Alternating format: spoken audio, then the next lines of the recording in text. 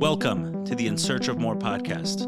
I am your host, Eli Nash. Join me weekly on my quest for more from myself and more from this world. We'll see you on the other side. All right, I'm sitting here with Benny Salas. Welcome, Benny. Thank you for having me.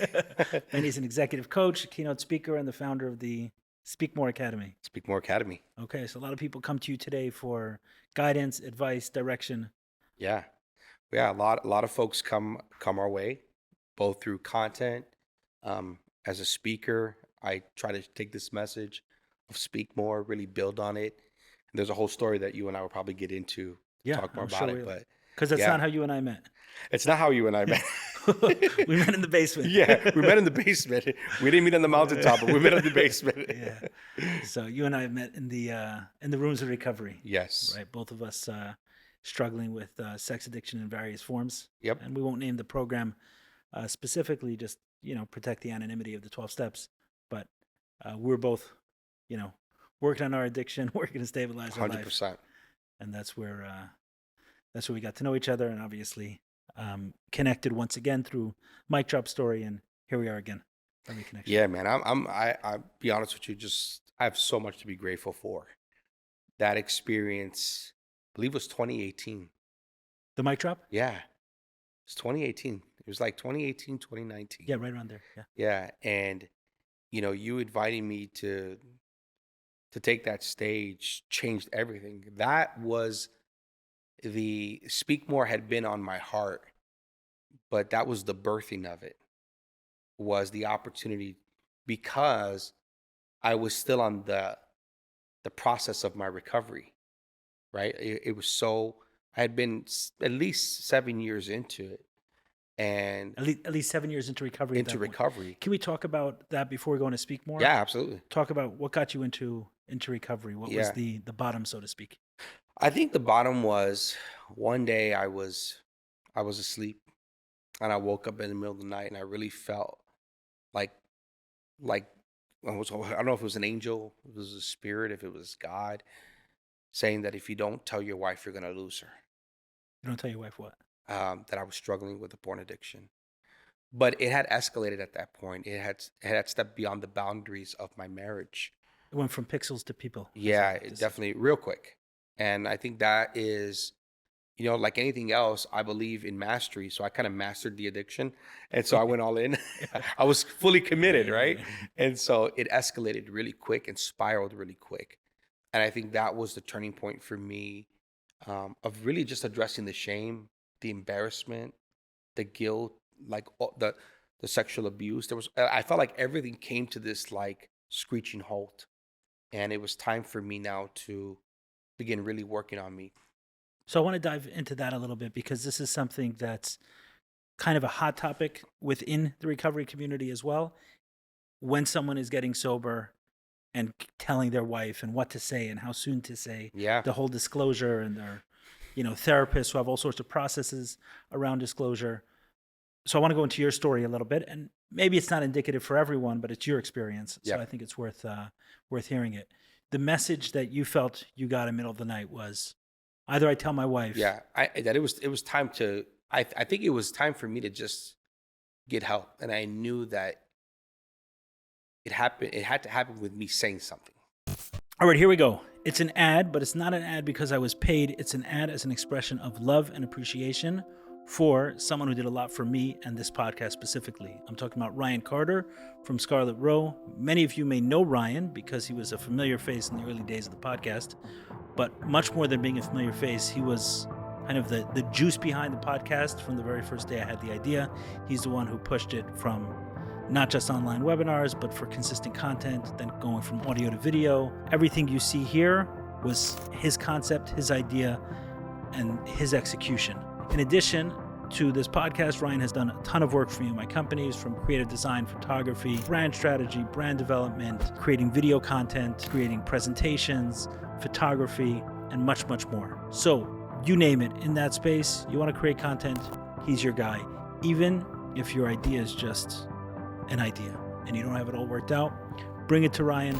He'll help turn that idea into something you can be proud of. Reach out to Ryan at scarletroad.com.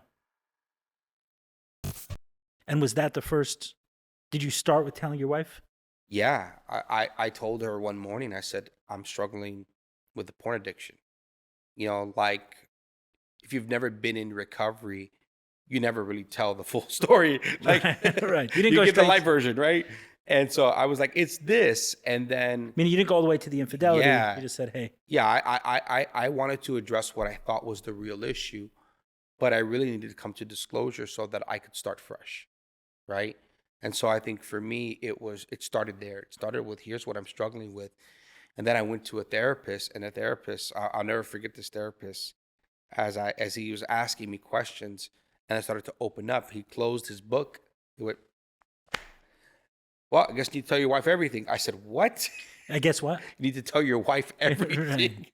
He goes, I said, are we done? He said, yeah, we're done. Go tell your wife everything. And of course, I just wasn't ready to. And it took probably the next month or two after that initial conversation. So you're not in recovery yet at this point? At this point, I'm not in recovery. To really come to like my senses. And so I sat down in front of a pastor, in front of a spiritual leader, and I put it all out there. So you, your wife, a pastor, and another leader in the church community. So how did you tee that conversation up with your wife to begin with? Meaning, hey, we're going to go sit down with the pastor. I think what happened was that things spiraled really quick after I told my wife. She began to now look for clues, and she began to look for information on what else is there. Understood. And so the more that she asked, the more questions there began to surface. And then I felt like, okay, I'm not telling her the full truth. And there were certain things that were a part of that whole process that if I didn't come clean, or if I didn't tell and it came back, I knew it would just cause more friction. Okay, so let me make sure I'm understanding it. So first, you tell her about the porn. Yeah. But she's not satisfied. She starts poking around. Yeah. Well, she meets with the therapist. The therapist says, ask him these questions. And I was like, oh, crap. I'm like, damn that therapist, right? But I don't think if I didn't ask those questions, I don't think I would have really taken it as serious. Because I would have just treated the porn problem and not what was now becoming addictive for me as well. Right? Like it had to have this like really, really like important impact on me. And I couldn't fake it anymore. Right? So being asked these tough questions, I needed to give answers. And if I didn't, I knew that it was only going to damage my relationship further. Right. And you had 2 kids at this point. At this time, we didn't have any kids. Oh, any kids? We didn't have any kids. Okay, I didn't realize and here's the thing too. My addiction was not about trying to replace my wife or find love. It was about masking and medicating a lot of the pain that I was experiencing, and a lot of trauma in this area of my life, of relationships, feeling accepted, feeling loved, all of those. And so I felt like there was an underlying reason, but it wasn't like I just wanted to replace my wife. And I remember my therapist saying this to me. I remember I got to the point early on in my therapy where I said, man, I feel like I've made my addiction my mistress. It's the thing I go to. She goes, no, you haven't. She says, you made your wife your mistress. Oh, wow. Your addiction has been your first love. Wow. That broke me. That really broke me. It really hit when I begin to now go back and look at the years that I had been addicted to porn and addicted to sensuality. It was way longer than I've been in my relationship with my wife. And she was right. Right. And made way more intense. Yeah, way more intense. I was more committed to that. Way more committed, yeah. Yeah. So the eventual meeting with the pastor, that was just about full disclosure. That was full disclosure. That was me saying, because at the time I had spent many years in ministry work, serving people, serving God, and that was like everything to me. And I realized that it also was a great place for me to hide, right. And allow myself to get into a very dysfunctional, unhealthy space. And so that was the beginning of the end of my what I would call ministry career. Because at that point, I was just so done with feeling like I can't be myself, because sometimes you can't go to the local clergy and confess these things. Right. You would probably think that's the best place to go to, right? Sometimes it's not. Not if there's going to be additional shame that's added. Yeah, not exactly. if there isn't the... The fear of judgment. Also, there's sometimes in certain faith communities, we don't do a good job restoring. We say, come imperfect, but if you show your imperfections, you're basically out. And so for me, there was this love-hate relationship. But at the time, I really didn't care about that. All I was caring about was I needed to get myself healthy. I needed to love myself again. And I need to fight for what I have left if I really want to be in this marriage. Looking back at it now, the disclosure aspects with your wife, because this is a topic that comes up for me all the time. When people reach out to me about porn, I always tell them, at some point in time, if they're in a marriage, when people reach out to me about it, I always say, at some point in time, you're gonna have to let your wife know what's up. Yeah. Really, I can't hear without it. No, at some point in time, you're gonna have to let them know. So, what are the are there certain rules or certain things, looking back at your own story, that you said, hey, that was really good, I did it that way, that was a poor choice? Oh, man. I can ask them in specifics, meaning going back, are you happy there was a third person that was there when you did disclosure? Oh, yeah, 100%. I mean, didn't mean my wife didn't tear up the house still. Didn't mean she was still angry and didn't storm out.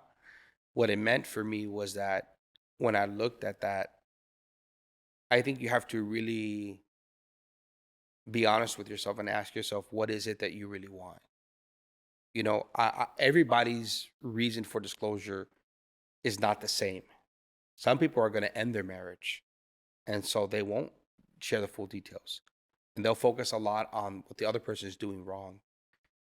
For me, I had to just focus on me, regardless of and there's issues in everybody's marriage, issues in everybody's life, but that wasn't a good enough excuse for me to hang on. I needed to take ownership. So I think, one, you have to take ownership over your actions. If you're going to take ownership over your actions, that honesty is where the healing process begins. So meaning the communication is coming from a place of responsibility. Yeah. Obviously you were hurt in your relationship. Of course, yeah. Saying, yeah. Yeah. And I think also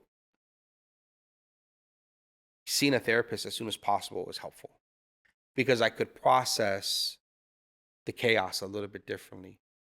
So, but both of you were seeing a therapist? Yeah, she was seeing a therapist, I was seeing a therapist. So that as well is a good... Yeah. Again, if you're going to work on your marriage and you're going to work on your relationship, get ready for a long journey. It's not, even to this day, I mean, this has been 12 years. I'm still building trust with my wife. I'm still checking in. It doesn't stop. You know what I mean? So for me, and she'll always say, it's about trust, it's about honesty, it's about these things. And sometimes I have to remind myself, just because I'm not in that place anymore, doesn't mean that the feelings that we can make someone feel aren't familiar. Right? And so we both have had to do our own work still. I mean, like you said, I'm not as active in those communities anymore. And I feel like it served me well for a great period of time. I feel like now we've moved on to other things, and now I'm working on still bettering myself. That journey never stops. But I think you have to sift through all the stuff to understand how to do that, because if not, you know what I mean? You don't get fully well. I don't think you get fully healthy. Were there things you did looking back that you're like, damn, I shouldn't have done that, in the disclosure with your wife? About disclosing? Or just in general? Yeah, just the way you did it, maybe that, hey, I wish I did that, I wish I didn't do that. I don't think I knew how to do what I didn't know.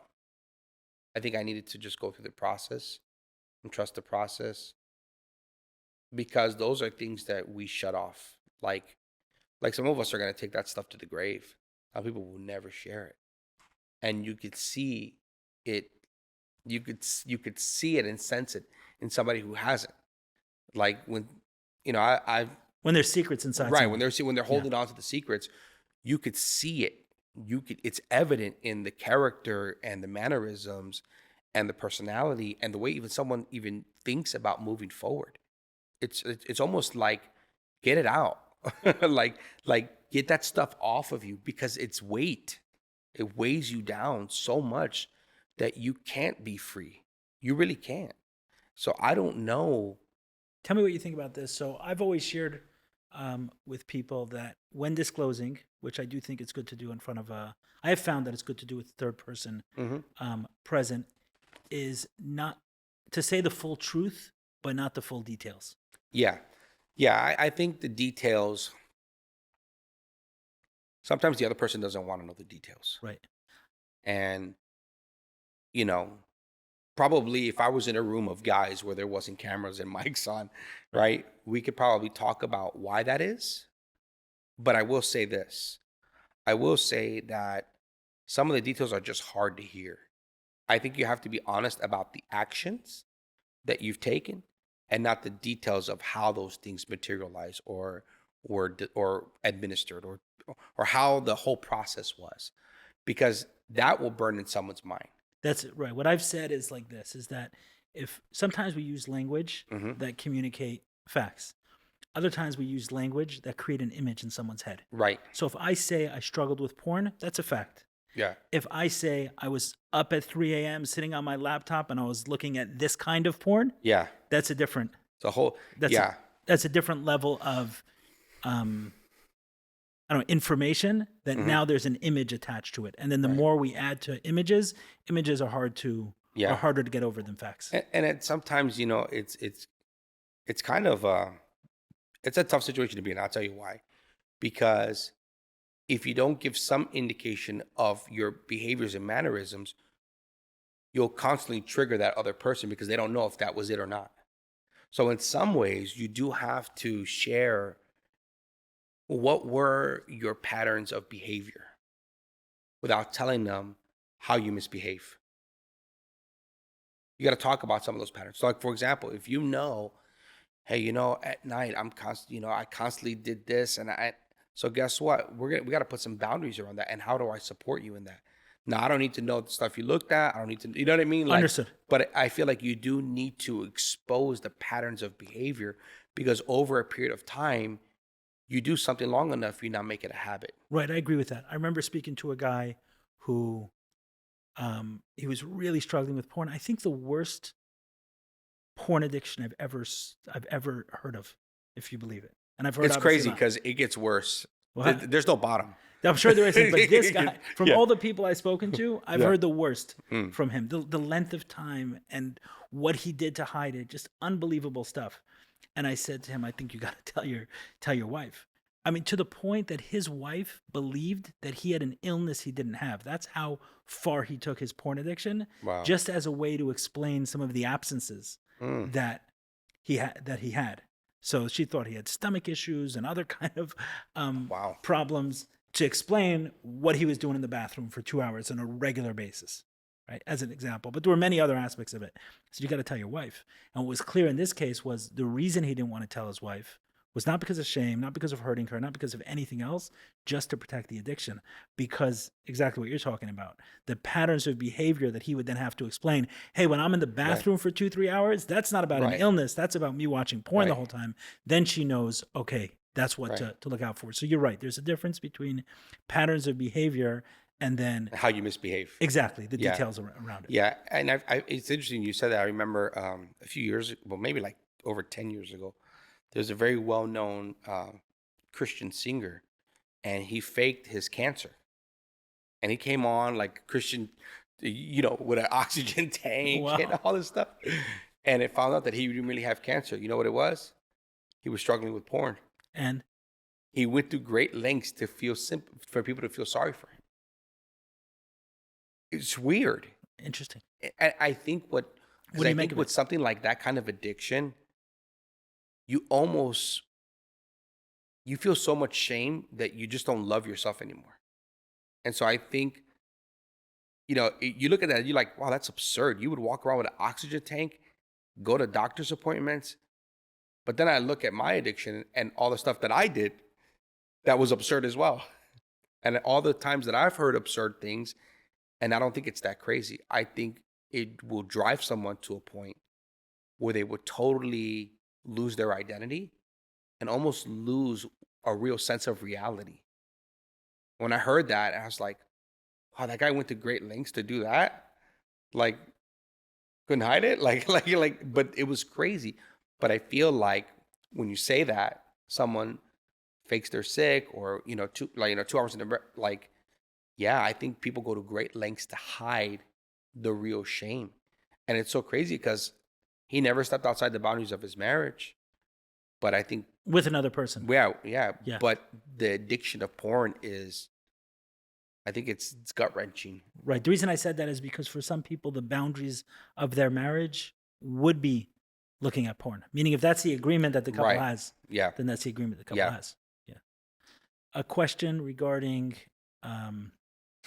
your wife. Mm-hmm. So you guys are together now, and yeah, we've been together. We're celebrating 16 years, November 17th. Congratulations. And yeah, this was 3 years into our marriage that I came clean. 3 years into our marriage. Were you together for a long time before? We were together since 2005, and we got married 2007. Got it. Yeah. So. And today you have 2 kids. Today we have 2 kids. And Noah and Nehemiah. Cool. And Nehemiah was really it was interesting at the time. Nehemiah is Nehemiah, like same thing. Okay, the prophet. Yeah. Yep. And so it was the story behind that was, when we were separated, my wife literally said a prayer and she goes, if you restore, like we always read in scripture, like how important naming your child was. Mm-hmm. And it was always important to name your child either on the blessing, or how you named your child. You would curse your child pretty much if you named them something else, right? So we felt like if God rebuilt our marriage, we'd call my son Nehemiah, because like he rebuilt the walls. He led the rebuild of the walls of Jerusalem. Beautiful. He'll rebuild our marriage. And so our son was a testimony of God rebuilding our marriage, because we didn't have kids at the point of when I revealed my addiction. So if we did have kids, it was a testimony of the restoration that we went through. So what did she do that allowed her to get through that, the pain, the betrayal, and everything else? I saw her go into her own recovery, her own healing. I know for her it was really hard, because these were some things that also she experienced with her father, in the sense that of the stuff that he did in his marriage to her mom. And so it was rehashing some of the wounds. Got it. Yeah, it was. Yeah. It was showing my wife, like, the men in her life aren't taking marriage serious. And so, I look at that and I say, well, what do we need to do? And she said, here's what I need to do. I don't know what you need to do. And I appreciate that, because that allowed me to grow. That allowed me to actually find myself, because she did her work and I did my work. And then she took some level of responsibility, not for your actions, but right. That there was something going on with her. Uh-huh. The fact that there was infidelity amongst her parents, and now in her marriage. Right. In some ways, she was a common denominator there. Yeah. And again, it was interesting that my wife, who was a licensed clinical therapist, right? Like, she could see these things, and now she could see it both from her education and clinical side, but also from Personal experience, side. Yeah, the personal experience side. And so I feel like we're constantly on this journey. Like, I don't know if I'll ever get off this journey of working on me, because I have a lot of work to do still. And I love it. I love the fact, because I know what it feels like to forget working on myself. I'll never forget that feeling again. And I'm grateful for that. You know what I mean? Like, years later, I could be grateful for everything we've gone through.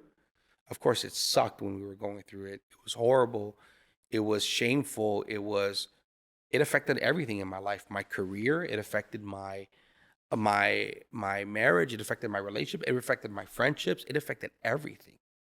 And you don't think it will, but it can. And so it takes over a lot. Addiction takes over. Yeah.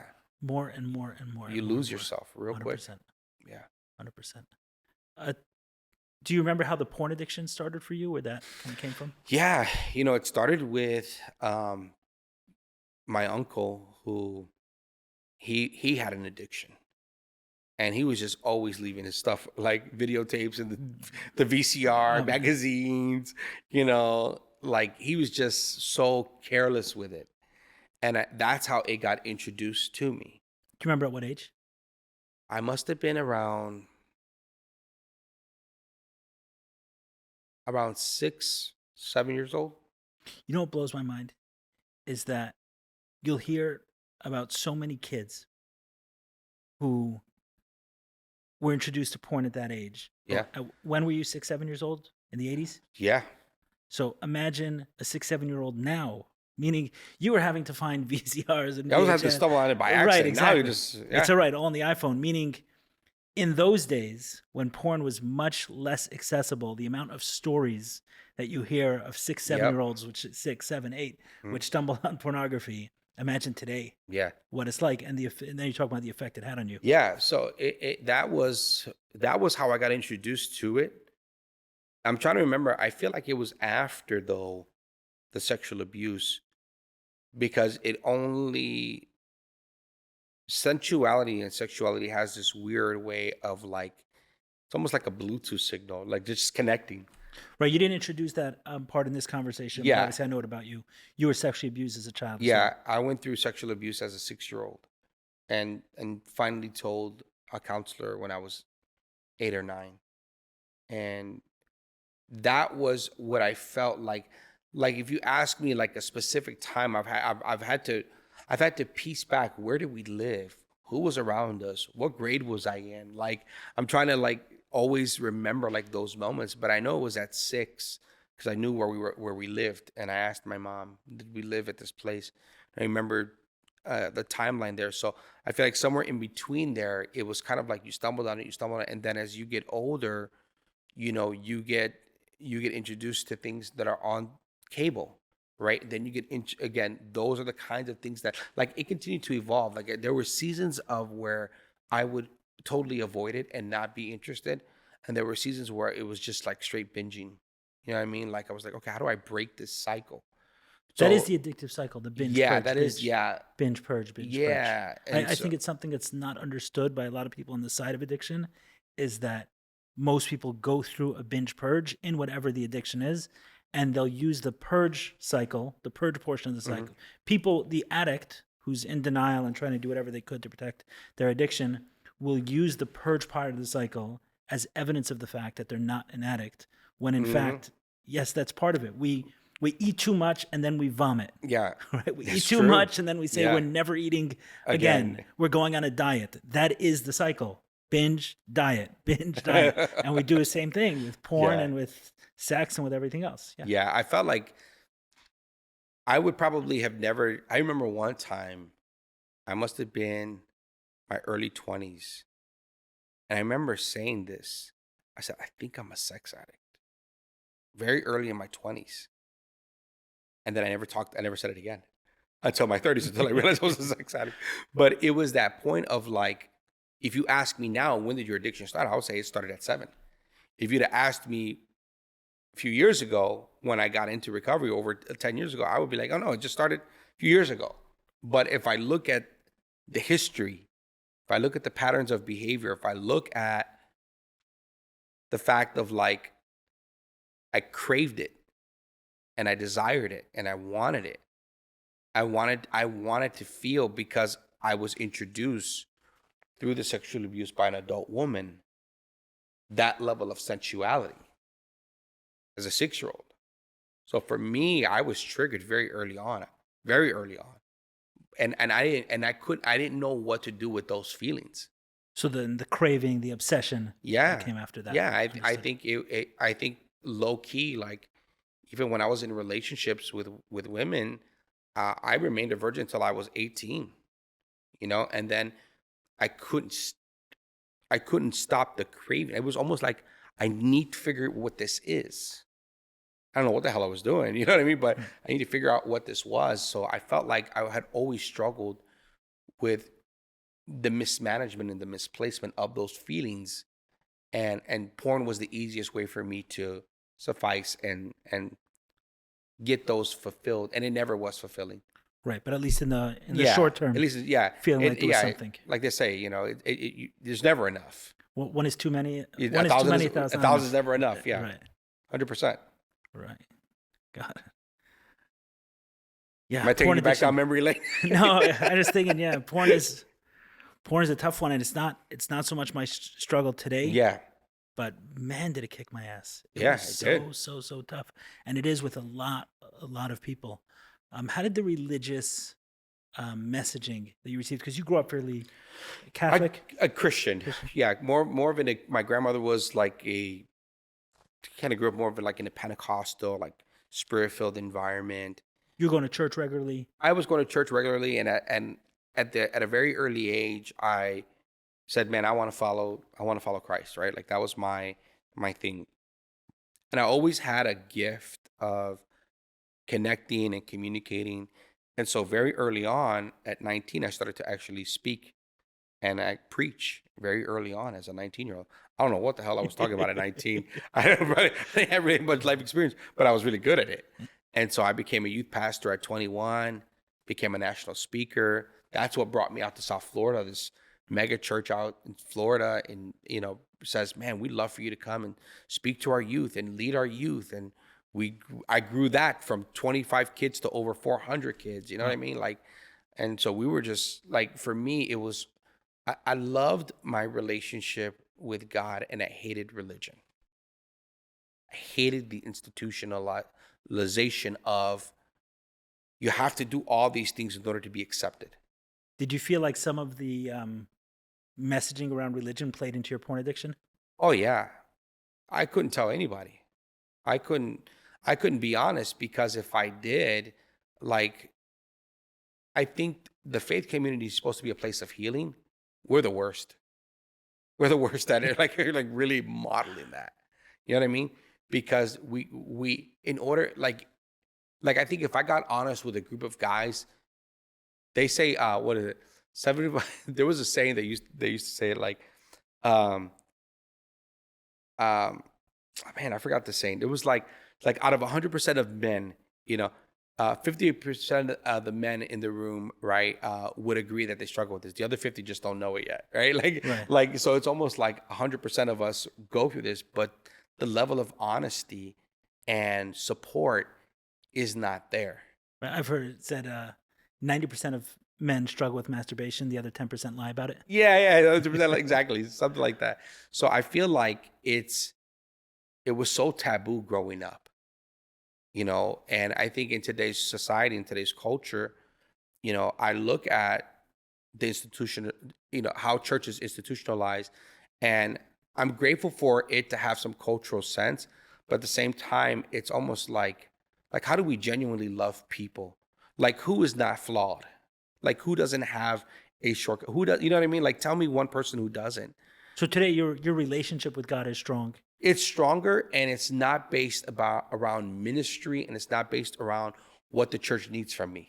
So what is your understanding of the way God views your porn addiction, your struggle with porn, your use of it? Yeah, I mean, I look at, so there's a great story, right? Of it was like the famous story of like the prodigal son, right? I mean, the guy's a sex addict, 100%. Like, the guy's a sex addict, right? And they talk about how he sells his father's, gets the inheritance, sells his father's things, goes and parties, comes back, he finds himself in the pig pen, and then it's like, yo, let me just go back to the house. Like, I'll work for you now. Like, now that I've blown the inheritance, let me work for you. And so I look at that and I say, and God is so gracious. And it's not just about porn. I think for us men, that is our biggest struggle. I think that is one of our biggest challenges that we face in society. It's Struggles around sex. Oh yeah. Yeah. Oh, it's taking men down like crazy. Like, and here's the thing. I think it's a huge part as to why. And I think porn in its natural sense was seeing an image and not just watching a movie. And I think it's gone back to just Instagram as one big porn fest. Like, if we're dead honest, yeah, it could be. Yeah. And I love social media. I love Instagram, but there are times where I'm following people and I have to unfollow them. because for me, it's too much of a trigger. Right. There's a lot of sexualization and Yeah, like objectification. you can get high off, like you can get high off that, like the constant seeing it over and over and over again. And so I think like in today, I think God looks at sex addicts and says, you know, there's grace. That's the beautiful thing. That's the one thing I remember my sponsor LJ saying to me. He said to me, he goes, "You're going to learn the grace of God now." It's the first thing he told me when I walked in the room. And I was offended. I was like, "Bro, you know who I am? I'm a pastor. I'm a minister. I'm a preacher. Who are you talking to?" Like, he says, "Now you're going to learn the grace of God." And he was absolutely right. I had no clue what it meant for God to love me. I had no clue what it meant for me to love myself in spite of my flaws, because I was so used to playing the act and the role of the church minister just to appear a certain way, but I was struggling in that. I was having public success but private failure. That was like my story. And I was just tired of it. I was like, I can't keep this act up anymore. Right. Yeah. So I do feel like, you know, there's a lot of grace for people. And, you know, it's not just men. I know we talk about men, but I hear the addiction realm is heavily saturated with women as well. Porn addiction. Yeah. Yeah, there are many women, Yeah. and there's an additional level of shame Yeah. with women who struggle with porn, and they make the mistake of thinking not that many women struggle with it, but the only reason anyone thinks that is because there's more men than women. Yeah. But if it was women, like if you just If you did the number, the percentage wise, yeah. right, if you said, for example, let's say depression, Mm-hmm. right? So you said, hey, if 20% of people are struggling with some aspect of depression, that's a lot. So depression is a big problem amongst men and women. Let's say pornography, 40% of women struggle with, I don't know, an unhealthy relationship with pornography. I don't know if that's a number, but let's say 40% of women struggle with it. That's a very high number, but because men is something like 80 or 90%, we assume that women don't have the problem. But for women who are struggling with that, I think they need to know that it's common for women to struggle with porn addiction. We're sexual beings, and sexuality is a fire that's difficult to tame, and it's difficult for all of us. And we don't have a lot of good tools or role models, or the way people talk about it is just insane. It's so personal. It's like, how do you really you talk about it, but it's almost like in the moment, and it feels more free to talk about it in the moment. But a lot of us aren't struggling in the moment. We're struggling when we leave that moment. That's when we're not reaching out. That's when you're not calling and picking up the phone. And this is true even for people who've been around. 100%. Right? Meaning this problem can happen, certainly to me, and I'm sure to you, is if we get stuck in some sort of spiral, it'll be difficult then to pick up the phone and call 100%. someone. 100%. It's like, it doesn't matter how many times you've been at it, calling someone, it's always 1,000 pounds, that phone, when you're calling to ask for help. It is. And that's why I felt like being in that season of recovery was so hard and beautiful at the same time. When you say season of recovery, so you're no longer going. I no longer attend some of the meetings like I used to. I did for a season do Celebrate Recovery, which was more of a faith-based program. I actually led a program for 2-3 years in the faith community that I was in before I moved out to where we live now. And I checked it out again, and I'm in a different place right now just with organized religion. Okay. I feel like I found what I'm looking for, and it doesn't have to be around, because for me, I was an approval addict as well. There's a book called The Search for Significance, Robert McGee, and he talks about the approval addict, of how we are constantly needing approval from other people to find our significance and self-worth. And I did that. And I'll be honest with you, I used my platform as a pastor and as a minister that I needed people to need me. And so I needed to get away from that. I needed to disassociate with that and find my true calling in what my purpose was in life. And I feel like that has become more of my focus now after being in the rooms for 10, 12 years. Okay, so let's talk about that. Yeah. So we reconnected over mic drops. This is the way I recall it. So mic drop was, with Rosh Lowe. Rosh and I founded it. It was helping people share their story, and teaching others to share their Yeah. stories. So you shared your story. Hmm. You shared everything, right? It's on YouTube, right? Yeah, it's called Shame on Me. Shame on Me. Oh, I remember that. Right. Yeah. Yeah. And it was a hit. Like a lot Yeah. of people saw that. And then right after that, I think Raj said, "Hey, why don't you start coaching other Yeah. people?" Rosh asked me at the time, he said, hey, why don't you take 4 people through this? And I knew 4 people. That's when I was leading the recovery community. Right. Okay. So I was leading Celebrate Recovery at that time. So there was 4 people who I knew, and I invited and said, listen, I'd love to share your story and love to work with you. And at the time, I was working as a coach. I had started my coaching business back in 2016. I had been a speaker for 27 years. You're still literally. on Instagram as that coaching guy. Yeah. Right. Well, yeah, it's Coach Benny Salas. We kind of did a little bit of a rebrand, but the business is called That Coaching Guy. Cool. And so, we literally set out to want to work with people, right? Like that was my heart. So you're talking about those 4 people. Those 4 people, like my heart was to really work with them and help them tell their story, because Mic Drop was such a powerful experience for me. One, because that was at a time where my story had finally evolved with that part of my story. I had not shared that part. What specifically? Yeah, like, the sex addiction, the going through sexual abuse. I got you. Right, like I'll still tell you, it's still hard for me to watch that. Shame on me. I went all in on that, bro. I remember that. Like my mom's like, hey, where's the video? I'm like, you don't want to see that video, Mom. Like, you don't want to see that. That's the one video I don't want you to see, because I talk about how I felt about you talk about growing up in Chicago. Grew up in Chicago, grew up, with family, and I felt shame around my family. And there was a lot of really hard conversations that I put out there in cyber world. And, I kind of was like, damn, should I have said that? But I was like, you know what? It's my story. It's my truth. I'll deal with anything that comes afterwards. But in the moment, that's what I needed to do.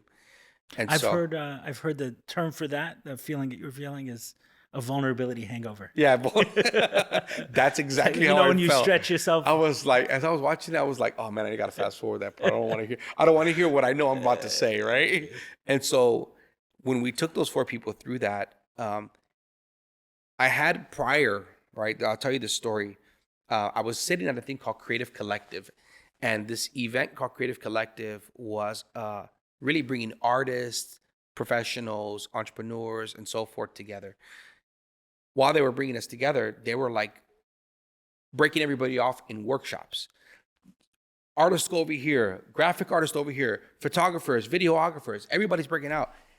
And I'm just sitting in the audience. I'm like, nobody else is here but me. I said, where are the communicators and the speakers? So as I'm there, I literally said, this was my conversation. I said, God, what's my creative gift if I can't identify with anybody here? Why am I at this event? I felt like God said, well, how did I create? I said, you spoke. He says, speak more. And that's how I launched my program. Speak more. Speak more. God. It was literally me looking deep within myself. But speak more, the more that I begin to dive into it, was this 8-year-old that was sitting in the auditorium listening to a counselor speak from a stage saying, if you've ever been sexually abused, come and talk. And that was the courage that I needed at that point to tell about my story. And I realized that That's how you came forward about your story? Yeah. That's unbelievable. Yeah. That's how I told my mom. A counselor got up in front of a school on a stage. If you've ever been sexually abused, come and talk to us. We're going to be in the counselor's office. I remember going back to the classroom, and now all the memories start to come back because I suppressed it. My offender told me that if you tell your parents, they'll be mad at you. And so the message I got was that I will not be approved by the people I loved. If you speak. If I say anything. Speak less. Yeah. And so for me, that message, speak more, has an origin. It started as me as being 8. I'm 46 now. I've had to contextualize this message for years. I've had to actually live my story and tell my story in order to help other people do the same. And so what mic But drop not did, only in order to help people do the same, but in order to fulfill your purpose. yeah, fulfill my purpose. I didn't know that was my purpose until I went to mic drop. I knew it. I didn't know where to begin with it. I didn't know where it could spark. That's cool. By the way, that's amazing for me to hear. That's what I love is that the intention behind it, behind mic drop, was exactly that, was to empower people, to give people a voice, and who knows what happens afterwards. You don't know the direction it would go. Right. So how cool that Speak More came as a part of that. Yeah. Tell me if this is too far for you. So the message for you was Speak More. Yeah. You got the message from the person who sexually abused you to speak less. Yeah. And then from the counselor to speak more. Yeah. Looking back at your story, were they both telling you the same thing? Essentially, I think that was there were all clues. There were all, insights and evidence into my purpose. Right. In some way, and so I'm asking if it's too far, because this is what I would do this is what I do with my own story. This is what I do with what happens to me. Is I just want to know if it's too far when I share that with you, is to say that both the person who told you speak less and the person who told you speak more were actually trying to get you to do the same thing on some level. Could be subconscious, could be, probably subconscious. The person wasn't thinking they're helping you, but in some way laying out a path for you to say, hey, you're dark, like someone who represents darkness for you is telling you speak less. Mm-hmm. And someone who represents healing and hope and possibility is saying speak more. Yeah. And I would even say, even the moment that I confessed to my wife that I was struggling with porn was me speaking more. I would say the moment that I asked God the question, why am I here, was me speaking more. I was tired of living a less than type of life.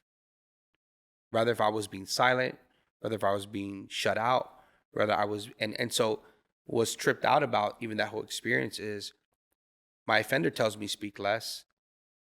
As soon as I come out of that office, by the way, there are two kids who are outside and they see me come out of that office and they know that they said, if this ever happened to you, come talk to the office. They were hall monitors. Their first words to me were, haha, I know what happened to you. Wow. So not only did I get the message of speak less, it was, now you're becoming a laughing joke. And so this is why I worked so hard to create this image that people would not laugh at and that people would accept me. So I became a people pleaser. I became a yes person. I would do anything for approval and acceptance and affirmation and all these different things. And recovery helped me to see all that. I would not have seen that until I realized that I was unhealthy the way I was. And so it has been an ongoing journey of not only finding my message, because it's one thing to have a story, it's another thing to have a message, right? So what's your message to the world? And that's where I'm at right now in my life. It's helping people discover what that looks like for them, helping them understand, bring their story together, and understanding that there is a greater purpose and a greater meaning to you. How do we get that message out? So if I'm understanding correctly, when you were standing up on stage speaking as a pastor, you were speaking more then. Yes, I was speaking. But you weren't fulfilling your purpose. But I wasn't honest about my story. I was honest about what I think other people should do. I was great at telling other people advice that I couldn't take. But I think that's all of us when we're in the height of our addiction, right? Like, do X, Y, and Z, but we're struggling with the same thing. Like you should be honest. Really? Are you honest? Like, so I feel like if I had to become a pastor now, I'd kill it. But that's not where I'm at in my life. Because I also realized how limiting the church was to me. I realized that my message was for the world. It just wasn't for a church. It just wasn't for a specific group. It was for people who have something to say and want to say something. And that could be anybody. So maybe one way of saying this is, previously you were speaking, but you were the star. Yeah. Today you're speaking as a way to encourage others to be the star. Yeah. And to speak more. Yeah. And to be honest with you, what also helped me to define speak more as my thing was that no matter what career, no matter what season, no matter what anything happened in my life, speaking and communication was always consistent. You could put me in sales. You could put Right. me in this. And I normally say this, I sucked as an employee. You want to know why? I was too entrepreneurial. I sucked as an employee. But one thing that was always the opportunity was like, damn, that guy could speak. Let's get him. Benny, you could lead. Benny, you could do this. Go do the interview. Go do this. And so for me, when I came to you at Mic Drop, the topic was so heavy that it was my first time talking about that. Right. You dug deep on Right. that one. Yeah. And you saw from that, I was gonna like I was going balls to the wall. I'm like let's go all in on it, man. Like if I'm here, I'm gonna do it, and I'm gonna leave this Mic Drop doing just that. No, I remember the talk, even though it was probably 4 or 5 years ago. I remember watching it. You had I think images of your home in Chicago, Yeah. Dan, or images of yourself, your family. Yeah. Within it. So the my point in saying that is the talk has made an impression Yeah. on me this many years later. Yeah, Yeah. there was something about that, and that's not about speaking well, which you do. That was Right. about speaking real. Yeah. And then that was the first time I ever felt like I spoke real.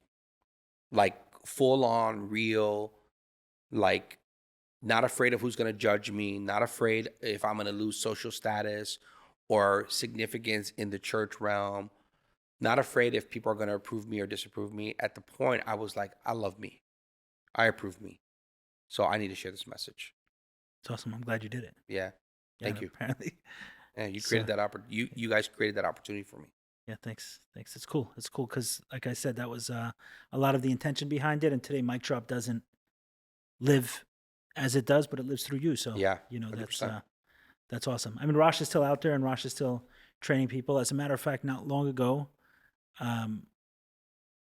it may end up being released before this conversation is released. But Rosh was training someone, and we had the idea of having them do a talk, which will only be released through the podcast. So he did the talk in his studio and be releasing it in that way. So Awesome. Rosh and I collaborated on that together, and we'll see what happens with it. But really cool story of a guy. His name is Yehuda Garari. His sister had committed suicide, and just the lessons and learnings from that experience. But it's a really powerful thing to give people a voice. Yeah, and I feel like people they want that. I think the pandemic as well. I mean, we ever talked, you know what I mean? Like going through that whole experience, I think people really started to figure out like, who am I when I lose everything, when everything's taken away, when I don't have access? Like I feel like, and so a lot of the people that we work with now, like, I'm blessed, man. Like I really am. I think the learning curve for me is to realize how much speaking and communication has been a big part of my life. And it wasn't just me telling my wife, it just wasn't me saying this as an 8-year-old. It was also me watching that person on stage speak directly to me. What would have happened if I didn't go to school that day? What would have happened if I would have never responded to that call to action? What would have happened? I wouldn't have this story. I don't even know if I'd be here right now. Well, you definitely wouldn't have this story. When you say Right. you don't know if you'd have made it. I don't know. Yeah, I don't know. Right. Because I take what she gave me, that counselor, and I said, I want that. I don't know what you have, but I want it as an 8-year-old. And I think that was the turning point for me. I'm not saying that my mom or parents addressed it, and I've talked with my parents about this. We have had an open conversation about why didn't you do anything about the abuse and whatnot. And You brought it up to them as an adult, oh yeah, saying, "Hey, how come when I brought it up as a child, you didn't do anything?" yeah, I brought it up to him as adult, and What'd they say? oh man, I think there were moments where I've had to filter what I felt, and at the same time let them know, like, hey, I love the advice you're giving. You just didn't do it. What do you mean by that? So I love the advice about, hey, make sure your kids are doing this and make sure that you protect them. And I'm like, but yeah, You can do that when I told you when I went through. Oh, you're saying yes. Yeah. They were giving, okay, Yeah. sounds kind. Yeah. They were telling you how to They were parent. telling me how to parent, but yeah. And you're like, hey, come on. Like, you missed the boat. You know what I mean? Like, you're like, you dropped the ball on me, right? But I think I also understood my parents are very young. My mom had me at 17. My dad was 21. I couldn't imagine having, I had kids when I was like 35 and like 40. Yeah. Right. So I couldn't imagine at 21 or 17. So I think I've healed from that. I've done the deep dive, the work, the therapy, the processing, the conversations. What did your mom say or your parents say when you confronted them about it as an adult? When I first told them back when I was an 8-year-old, 9-year-old, they asked me, did it happening? I said, yeah. And the way my mom dealt with it was... Did they know the person who abused? It was a family friend. Right. And it was not only a family friend, but it was somebody who was close to us, who lived with us. And so it was, my mom, we grew up, that was part of my story. And the mic drop was, we grew up in a tough street. So my mom she handled her business. Like mom put a whooping on this woman. That was how she handled it. I know that felt good for her, but it didn't do anything for me, right? Like, I'm glad you got your anger out, but what did you want more than that? I think I wanted my parents to get me help to talk about it, because I was talking about it and now we didn't talk about it. Gotcha. Oh, it was kind of like, I handled it. Don't worry, she's gone. Yeah. Yeah. This won't happen again. But the effects of it weren't We're dealt long with. term. Yeah. Understood. Yeah. And I think that's powerful. It's so subtle and nuanced because your mom did so much more than a lot of others. Yeah. Yeah. In 100%. the same situation have done, but it still didn't address everything. Yeah. Inside you. Well, I don't think that she saw what I needed, and communication was what I needed, because that's what I was displaying. And you could look at my life 46 years later and you were like, okay, Benny communicates.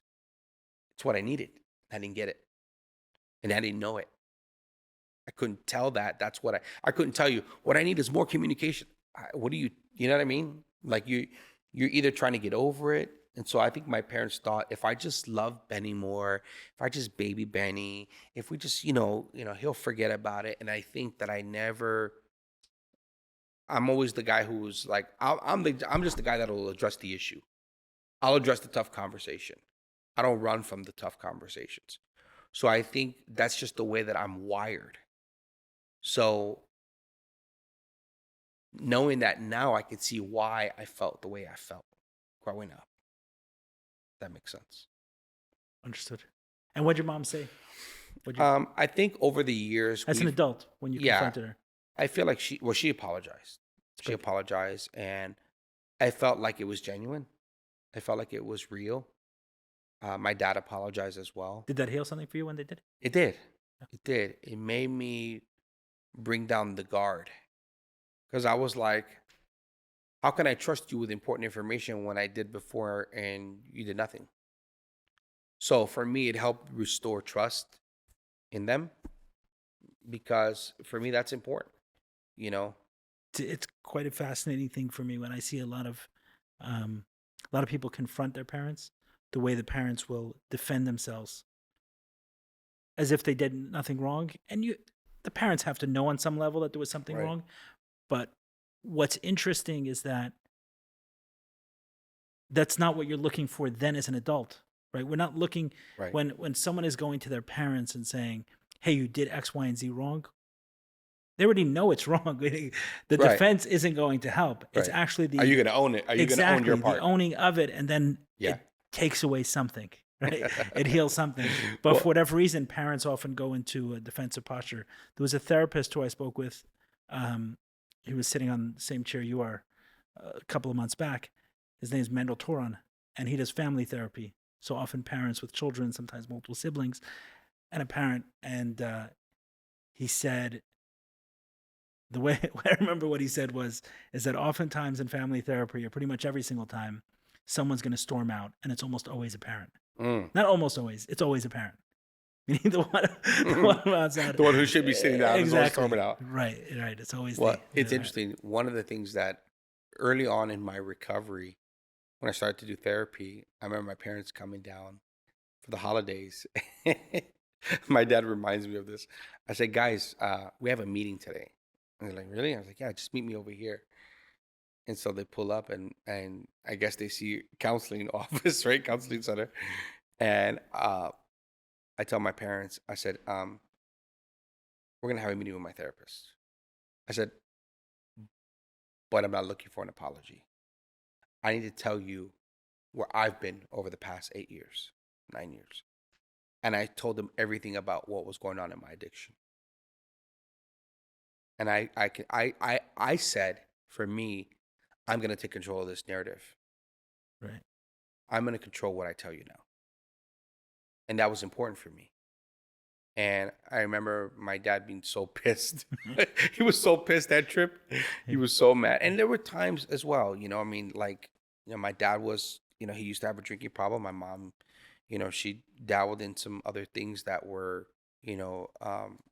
some drug stuff and stuff like that. And it's been a while, man. I mean, one time my dad did something at a restaurant, and he's like, "What's your problem?" I said, "You're a fucking drunk." And it just came out. That was just me. That was Right. that was the little boy, Right, yeah. and he didn't know what to say. And I apologize. Obviously, I always want to respect my parents, but I think if I'm honest, man, I've grown up in a family full of addictions: drug addiction, sex addiction, food addiction, gambling addiction, um, you name it, all kinds of addictive behaviors. And I think as I've gotten older, I've been able to work through all that, right? Because you get to a certain point where you're like, man, my life has been tough. Like, I don't lead with that. And the reason why I don't lead with that is because everybody's got a tough life. 100%. Nobody has it easy. Like, some people have it better, but they don't have it easy. So I think also we can, if we're not careful, we'll get into comparisons, and I don't want to do that. But I do, look and say, okay, we've worked through some tough conversations, and I'm grateful for where I'm at now. The journey that I'm on now. I feel extremely blessed. I feel, And your relationship with your parents today is what? it's better. It's way better. Awesome. Yeah, way better. Um, and I'm grateful for that. It's still in process. It's a healing. It's a journey. Right. You know. No, they sound amazing. I mean, just saying Yeah. your story, I No, they understand sound. some of the They, struggles, yeah. but in terms of the way she stood up for you as a child and the way they accepted Yeah, and responsibility. I never, as it's adults. so interesting you say that, because that I never saw that as her standing up for me, but it was. And I need to acknowledge that with my mom. I always felt like, I guess because we just grew up in rough areas, like that's what you do, just beat the shit, you just beat the shit out of somebody just for no reason. Yeah, like, so like I felt like, yeah, mom was just reacting, but you're right, she did stand up for me. She did what she knew. Yeah, she did what she knew, and I have not acknowledged her in that way, and I need to. Right. The reason I bring that up is because hearing a lot of other stories, that wasn't the case for It's true. for kids. It's true. Yeah. So it didn't address some of the things because she didn't understand the long-term effect. Right. So many people say to victims of sexual abuse, just get over it. I'm gonna thank her next time. Next time I talk to her, I'll be like, "Mom, thanks for beating that lady up." Just like, tell her to watch this one. No. We'll cut it into a clip we can share Like, with just her. watch the YouTube short clip. Don't watch the real one. Right. Yeah. But just hearing a lot of stories, I think it's awesome the way they stood up. And listen, in my case, as an adult, my mom didn't know about it when as a kid, because I didn't tell him. And as an adult, for whatever reason, I felt more comfortable telling my dad about it. About when I, 23, 24, went into therapy and opened up about my abuse. So I told my dad about it, but I said, don't tell mom.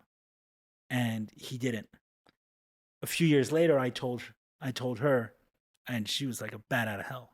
I mean, she confronted it, went to her parents, went to the rabbi. She did everything she could. And eventually the justice that I did get happened through her actions, which I think was very healing for me and very, very healing for her. So while, I can go and pick things apart and say, not even pick things apart, they're kind of obvious, is, hey, I went back over and over to this guy to get sexually abused. Yeah. Obviously, I didn't feel safe in my own home. How does a parent not notice the changes in behavior? Right. I started getting punished a lot for getting angry and acting up. What happened? I went one day from being chill, another day to being angry and aggressive, and no one thought to ask what's up. So I can certainly go back and pick apart those behaviors. But then there's the other side of it, saying, hey, even as an adult, she stood up, and it was cool to me because I was working on getting closure for my own story, and it failed. Everything I tried hit a dead end. And there were a lot of different things I was doing and made some progress and hit a dead end. And what I wanted was a meeting with him. That's what I wanted. I wanted a meeting with him, sit face to face. I want him to hear how he impacted me, him, and a third person, a therapist. And I actually have a video on YouTube. It's called Secrets. So put my name in Secrets, and I talk about that story of eventually confronting him. And what was neat about the story is that my efforts failed over a 4-year period from when I first contacted him till I kind of gave up on ever putting that meeting together. And then when I eventually told my mom, she was like a bat out of hell and did what moms do and straightened it out. So, and I think that was healing for her and for me. So it's cool, and I think we can be honest about that. There obviously, we didn't end up where we are because we had perfect parents, right? Yeah. But it's both in my case and your case. It's healing to hear that. Well. It's healing to hear that because I never associated her effort that way. I always felt like, maybe because just Latin families were just loud. It just was just like, yeah, that's normal. Like, just beat the snot out of somebody. But yeah, no, it's a good way to acknowledge. Because I almost felt like she did nothing, but that's not true. She did. She didn't do it all, but she did something. She didn't know. Yeah. Until someone experiences it or is very close to someone who's experienced sexual abuse, we can't understand the impact because the impact does not make sense. It does not make sense logically how a kid can go through life and have one minor experience. Yeah. In my case, I was abused many times, but even so, in the scheme of my whole life, it wasn't that many experiences. Right. And it's really only sexual abuse that I found that can impact someone in that way. What I mean by that is, let's say someone had a wonderful life and one time they were verbally abused or physically abused by someone. Unless it was a lasting injury, the emotional impact, the spiritual impact of that will usually be very minor. It would take sustained physical abuse or sustained verbal abuse or sustained psychological abuse to have a lifelong impact. But you can have someone with a pretty good childhood and one story of sexual abuse, and you're sitting in front of someone as an adult that's in pieces. Yeah. And I think the only way to explain it is on a spiritual dimension, is that our sexuality touches our spirit so closely that when it's messed with, it messes our spirit. Yeah. It messes us. It does. On a very, very deep level. Yeah, it is. And like you said, I don't remember it happening over many, many instances. It did happen several times, but it was enough for me to feel unsafe and violated. It was enough to mess with my mind so much that I felt like I needed to like stimulate, that feeling and sensation. Right. And that can be one way possibly to logically explain it, but I don't think it's enough, is that when a child's sexuality kind of gets, for lack of a better word, turned on. Or when the wires get crossed a little bit. Right. It's like, here now it's activated, meaning a 6-year-old, a 7-year-old is not meant to be a sexual being. Right. So the sexuality is, whatever is there is kind of dormant. And all of a sudden through abuse or through something else, it becomes turned on or activated. Well, there's a scripture that says, kind of like, don't awaken love before it's time, right? Like this whole idea of like, don't stimulate yourself in that direction, because once you turn that on or once that gets activated, it's almost like, we're creatures of like habit, so we're going to explore. Yeah. And I think sometimes feels like putting a powerful engine on a bicycle. Yeah. Yeah. Like just gone. Yeah. 100%. Yeah. A wild story, and wild hearing how, our passive intersected, and not that much, but a couple of key points. Yeah. The journey. So that's pretty cool. Where to from here? What's next? Yeah. So, I think, there's a few things, that we have going on. I really want to take this message of speak more out there. I really feel like there's a story. When I share my story of going through that journey of trying to be silenced, looking at how my addiction silenced me for many years, it resonates with a lot of people. I think a lot of people may not, they either resonate with that story or they fill in the blank and say, this was the thing that has silenced me, Yeah. right? And It's so it's a symptom of dysfunction if 100%. someone cannot express themselves clearly Exactly. and comfortably. And I sat with a very painful fear of public speaking Yeah. for many years. And while there were other areas of my life that were working, that was a symptom of something Yeah. major. We should not have a fear of speaking. We should not have Yeah. a fear of expressing Absolutely. ourselves. There's a saying that I've said over the past several years, and it came to me when I was either I was coaching a client or I was working on a workshop. And I said, people don't fear public speaking, they fear the public speaking. Mm. That our biggest fear, They fear the public speaking about them. yeah, Right. our biggest fear isn't what we're going to say, it's what others will say or will not say. It's the acceptance and the rejection that we feel from other people that stops us from becoming our greatest selves as communicators. And when I tell people that, they stop. They're like, what? What'd you say? Like, I said, yeah, you don't fear public speaking. You have a fear of people, not public speaking. And most of them will agree that their greatest fear is not what they know needs to be said. It's what they don't know what will be said. And I think if we can find our voice in our businesses, if we can find our voice as professionals, if we can find our voice as advocates of causes and initiatives, if we can find our voice beyond just what I feel to what I know, then we become more powerful and active, and we become a force to be reckoned with. And that's what I want to see for people. I want to see people step into their God-given potential. I don't know what that looks like. And I often tell people, I don't have the keys to your success. You do. You just misplaced them. Let's go find those keys. Let's get on the journey. Let's figure out what that looks like for you.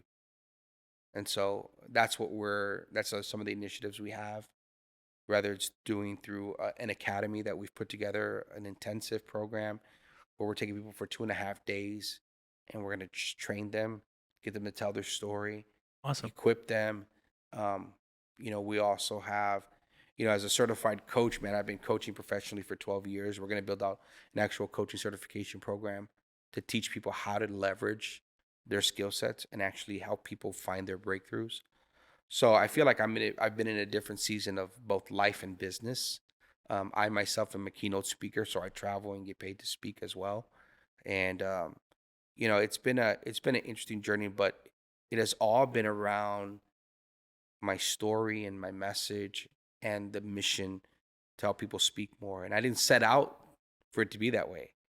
I thought I was just gonna talk about like how to be a successful entrepreneur, but no, it's like, no, this is what happened to me at AJ, right? Like, and so, but I feel like that makes me human, and it makes me connect with people, which is what we're all longing for, which is that human connection.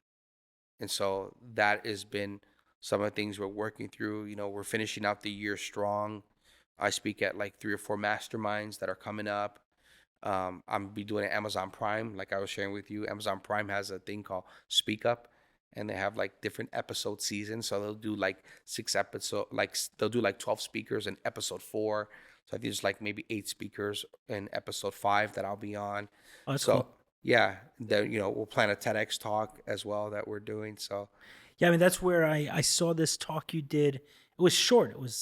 You were standing at a table. It wasn't. Yeah, it was a speaker competition. Oh, okay. You're standing, I think, like behind a chair. Yeah. At a table, maybe a 3-minute talk. Yeah. I saw that and I said, I got to reconnect with. Yeah, Benny.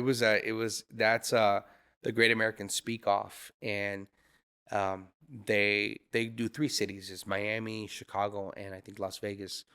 So in the Miami one, they had about 6,000 people register. Of course, when it comes to speaking, nobody shows up. So 600 actually showed up. And then out of the 600, they select the people that they felt really, I think they had a number, which was like 30.